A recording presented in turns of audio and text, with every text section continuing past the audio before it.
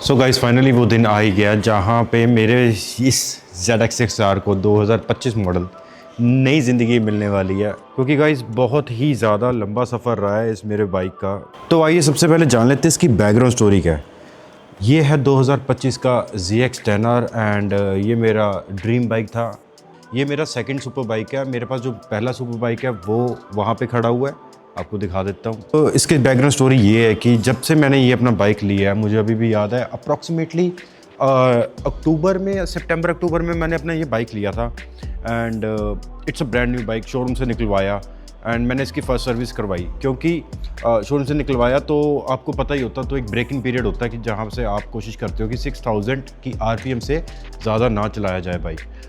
And come से कम जब मेरी 600 किलोमीटर हो गए थे तो मैंने अपनी फ़र्स्ट सर्विस करवाई। तो देन मैंने कहा कि चलो इसको अब रेव हाई करके देखते हैं एंड मैं एक लॉन्ग स्ट्रेच पे गया। उस दिन वो मेरा पहला सबसे बैड एक्सपीरियंस था कि मेरा बाइक अचानक ही, मैं बहुत रेव कर रहा था, 8 से 9000 की RPM तक मैंने रेव किया था। मुझे लगता है गाइस मेरे बाइक में प्रॉब्लम आई है कोई। मैं जब भी थ्रोटल दे रहा हूँ बीच में थ्रोटल बिल्कुल बंद हो जाता है एंड दोबारा से झटका पड़ता है, एकदम निकलता थ्रोटल। और ये गया रेस, ये गई रेस एंड ये बाइक एकदम चलना बंद हो गया। मैं बहुत ज़्यादा हैरान हुआ एंड ये बाइक में मतलब मिसिंग के इश्यूज आने लग गए थे। फॉर एग्जांपल जब भी 8000 RPM से ऊपर जाता था तो बाइक पावर लॉस हो रही है एंड फिर झटका खा के दोबारा पावर आ रही है, ये चीज़ें आने लग गई थी। And I was so much disappointed कि मेरा ये ब्रांड न्यू मेरा ब्रांड न्यू ZX10R में ये क्या दिक्कत आ गई है यार। ये पूरा ब्रांड न्यू बाइक है, मतलब इसको महीना हुआ शोरूम से निकलवाई और फर्स्ट सर्विस करवाई हो, ये चीज़ें हो रही है। तो बाद में मैंने इसको कंपनी में कंप्लेंट की कि यार ये दिक्कत आ रही है। तो उन्होंने चंडीगढ़ बुलाया। बाय द वे मैं लुधियाना से बिलोंग करता हूँ एंड मैं चंडीगढ़ गया। यहाँ से 110 किलोमीटर दूर है जहाँ पे मैं रहता हूँ एंड वहाँ पे मैं चंडीगढ़ गया। चंडीगढ़ जाके उन्होंने जर्नल चेक किया बाइक को, राइट। पहली ये विजिट है, मैं आपको पहली विजिट बता रहा हूँ। तो ये मेरा बाइक जर्नल चेक हुआ। पीसी कोड आता है तो यहाँ पे दिखा देगा, पीएलएम कोड अगर आएगा। ओके, तो कोई भी ऐसा कुछ फाइन नहीं, सारे वगैरह सब कुछ चेक कर लिया। चलो उन्होंने करते कराते इसकी सीट है ना, जो इसकी सीट को खोला, बैटरी चेक की। बैटरी कहते हैं कि थोड़ी बहुत ही बैटरी में फ्यूज़ वगैरह हिले हुए थे, तो मतलब इन्होंने जर्नल सेट करके ना बाइक कर दिया। तो आई वाज सेटिस्फाइड कि चलो ठीक है, शायद बाइक ठीक हो गया होगा। एंड अगेन मैं वापस आ रहा था जो जब लुधियाना से, तो मेरे दिमाग में एक था कि हाँ अब तो ठीक हो गया। तो मैंने इसको पुश नहीं किया क्योंकि रात का टाइम था। अगेन 7-8,000 RPM में ही चला, तो मुझे पता भी नहीं लगा, मैंने टेस्ट भी नहीं किया। पर जब मैं अगले दिन उठा, मैंने बाइक को नेक्स्ट दिन चलाया, सुबह के टाइम में दोबारा से रेव हाई किया, सेम प्रॉब्लम। एंड वहाँ से दिक्कत होती है शुरू। दिक्कत क्या शुरू होती है गाइज, आपको बता देता हूँ। सबसे पहले तो मैंने कंपनी में फ़ोन किया, उनको दोबारा कहा कि यार मेरा बहुत ज़्यादा लंबा चक्कर पड़ता है, आप प्लीज़ एक बार आइडेंटिफाई कीजिए प्रॉब्लम, क्या दिक्कत आ रही है, क्या प्रॉब्लम है। एंड दे हैव डिसाइडेड किया चलो ठीक है। उन्होंने दोबारा मेरे बाइक को बुलाया, ठीक है, चेक किया एंड ये इशू आया। फिर उन्होंने आइडेंटिफाई किया, पहले तो आइडेंटिफाई नहीं कर पा रहे थे इशू, पर उन्होंने फाइनली आइडेंटिफाई इशू कर लिया कि yes sir there is a problem आपके बाइक में। शुक्र है उन्होंने आइडेंटिफाई किया था। एंड वो जो प्रॉब्लम है वो क्या है, वो जो मेजॉरिटी प्रॉब्लम है ना, वो प्रॉब्लम है आपके फ्यूल पंप के साथ, फ्यूल पंप। एंड मैं इतना ज़्यादा सरप्राइज़ हो गया था कि भाई मेरे न्यू बाइक का फ्यूल पंप कैसे ख़राब हो सकता है, मतलब सीरियसली। और इसमें जो इथेनॉल वाला चक्कर चल रहा था ना इस टाइम में, मैं भी उससे दूर था, बिकॉज द डे 1 पे मैंने अपने बाइक में XP100 ही पेट्रोल यूज़ किया है। तो उसमें ऐसे कोई चांसेस थे ही नहीं कि फ्यूल पंप क्लॉग हो गया या इथेनॉल के साइड इफेक्ट्स के कारण फ्यूल पंप हुआ है। एंड ये बाय द वे कंपनी वालों को पता है, बिकॉज मैंने उनको प्रॉपर हिस्ट्री बताई थी कि क्या क्या दिक्कत आ रही है बाइक में एंड मैं क्या फ्यूल यूज़ कर रहा हूँ, मेरे मेजर्स क्या भी था। जब हमको पता लगा फ्यूल पंप का इशू है एंड उन्होंने सबसे पहले तो इसका चेक किया, उन्होंने पहले टैंकी खोली, टैंकी के बाद उन्होंने इसका प्रेशर चेक किया कि कितना प्रेशर लॉस हो रहा है, किस RPM में लॉस हो रहा है। एंड कम से कम 4 दिन मैंने वहाँ पे अपनी कंपनी में बाइक खड़ाई थी। उसके बाद में they have identified and they have said कि यस सर हम प्रॉब्लम को आइडेंटिफाई कर चुके हैं एंड हम कंपनी को ईमेल डालने वाले हैं कावासाकी इंडिया को कि इस बाइक में प्रॉब्लम आई है, आप काइंडली इसका फ्यूल रिप्लेस कर दीजिए। बाइक वारंटी में है, वारंटी में क्या होता है कि प्रॉपर रिप्लेसमेंट होती है, आपकी कोई कॉस्टिंग लगती नहीं है। और वो टाइम पता कब का है, वो कम से कम 3 महीने पहले की बात है। और ये जो प्रॉब्लम आइडेंटिफाई हुई थी उससे भी 4 महीने पहले की हुई थी। आप देखो कि इतना लंबा गैप लगा मुझे इस चीज़ को पहले तो आइडेंटिफाई करने में, दूसरा इस पे काम करने में, तीसरा वो पार्ट को आने में। मैं इस बाइक को खुल के अभी तक चला ही नहीं पाया, जस्ट बिकॉज कि जब भी मैं 8000 आरपीएम से ऊपर जाता था ऐसे प्रॉपर ऐसे साउंड आती थी इसकी। एंड इस दौरान मैंने अपने बाइक को पूरा स्टॉक रखा एंड कोई भी एक्स्ट्रा, कोई भी ऐसी मॉडिफिकेशन यहाँ अगर आपके दिमाग में कंप्लेंट आ रही हो, आपके दिमाग में चीज़ आ रही हो कि बाइक को मॉडिफाई किया है या बाइक को कुछ ECU मैप के, ऐसा कुछ भी नहीं था। That was bone stock bike, मतलब 1 महीना हुआ बोर्न स्टॉक।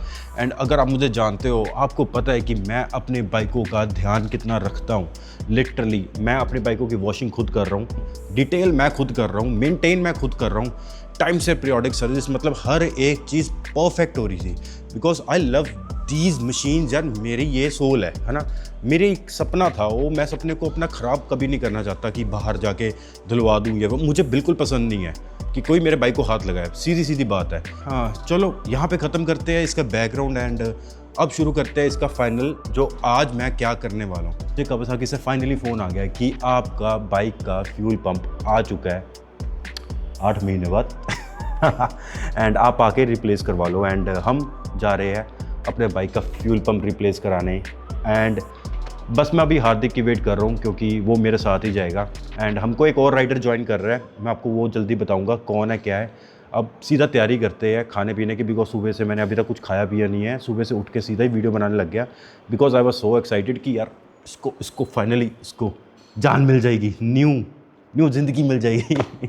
सो ठीक है गाइज़, अब हम सीधा तैयारी करते हैं जाने की एंड कुछ खाते पीते हैं एंड सीधा निकलते हैं हम अपने मंजिल की तरफ।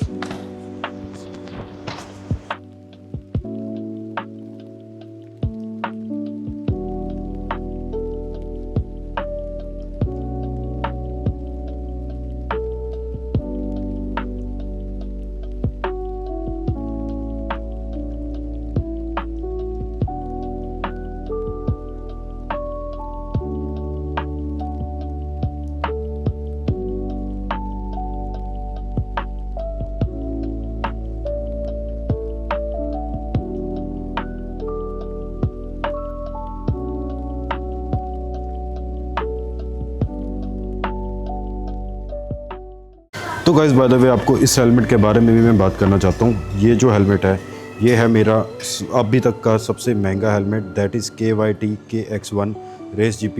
एंड ये नॉर्मल KYT नहीं है। अगर आप को हेलमेट के बारे में नॉलेज है, आप इसकी शेप को देख के पता लग जाएगा कि KX1 is the top of the tier segment. And ये 60,000 रुपये का हेलमेट पड़ा मुझे by the way. Moto GP में ये जो हेलमेट्स है ये यूज़ होते हैं। इसकी बात कर लेते हैं। ये है हमारे अल्पाइन स्टार के ग्लव्स गाइस, ये है मार्क मार्केज एडिशन MM93। तो ये है भाई 93, ये मार्क मार्केज का है। और अगर आपको नहीं पता तो मार्क मार्केज यहाँ मोटो GP का वर्ल्ड चैम्पियन है। तो भाई मतलब बहुत ज़्यादा सुंदर थे। और बाय द वे ये मैंने बैंकॉक से लिए थे जब मैं लास्ट ईयर मतलब 2024 में मैं थाईलैंड गया था तो वहाँ से लिए थे। एंड ये जो वाइज़र है, अब आपको मैं इसकी वाइज़र की कॉस्टिंग बता देता हूँ।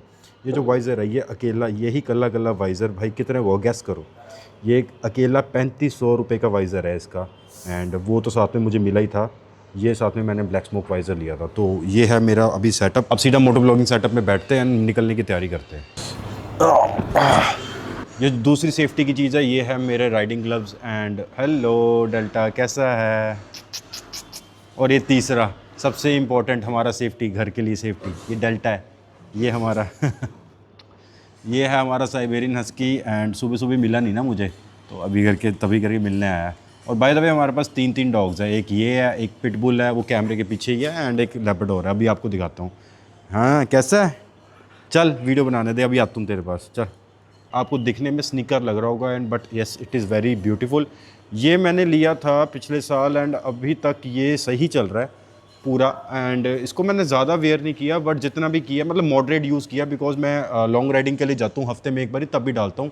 And so far so good. ये जो कंपनी है एंड ये कंपनी बहुत अच्छी है। एंड बाय द वे मैं कोई ऐसा स्पॉन्सर नहीं कर रहा यार, आपको ये बता रहा हूँ कि जो मैं खुद यूज़ कर रहा हूँ प्रोडक्ट्स वही आपको रिकमेंड कर रहा हूँ। ये यहाँ का ब्रांड है, इसका नाम है, इस ब्रांड का नाम है क्लैन। ये क्लैन कंपनी का शूज़ है एंड इसमें भी 2-3 मॉडल आते हैं। इसका जो आई थिंक 7 से 8 हज़ार का पड़ा था मुझे याद नहीं है, बिकॉज इतने का 7 तक का था या 8 का था। ये बहुत अच्छा है एंड ये CE लेवल सर्टिफाइड है प्रॉपर। एंड इसमें D30 मतलब ये जो टेक्नोलॉजी है इसका यूज़ किया गया। एंड इसके हील्स यहाँ पे और फ्रंट में बहुत ज़्यादा अच्छी इनकी ड्यूरेबल बहुत है यार। इसको मैंने रगड़ भी यूज़ किया है, normal day to day life में भी कभी कभी यूज़ कर लेता हूँ कि जिस दिन मुझे पता नहीं होता कि यार कि मैंने आज बाइक चलाने की नहीं, तो मैं 200 सुबह डाल लेता हूँ। शूज़ चेंज करने में ना दिक्कत आ जाती है। एंड दूसरा मेरे पास एक और राइडिंग शूज़ पड़े हैं जो कि पूरे प्रोफेशनल लेवल के राइडिंग शूज़ है। उसका नाम है भाई, अगर आपको पता होगा, उसका नाम है Alpinestars Supertech R। Like this is the top of the line. वो एक प्रॉपर रेसिंग शू है एंड वो मैं डालता हूँ, पर अभी बहुत गर्मी है। सर्दियों में यूजुअली मैं राइड्स पे डाल देता हूँ, पर यूजुअली मैं आजकल डाल नहीं रहा बिकॉज बहुत ज़्यादा गर्मी है भाई। मतलब सीरियसली कम से कम 40 डिग्री की गर्मी है यहाँ पर।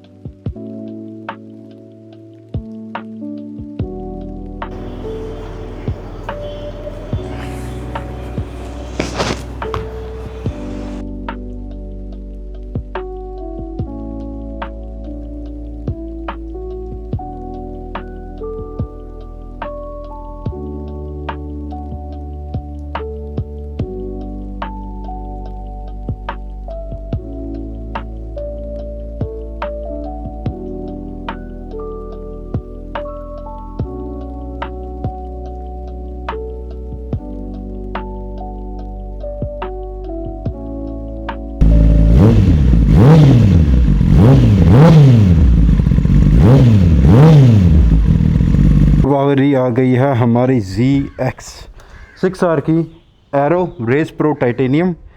इसकी साउंड सुनो।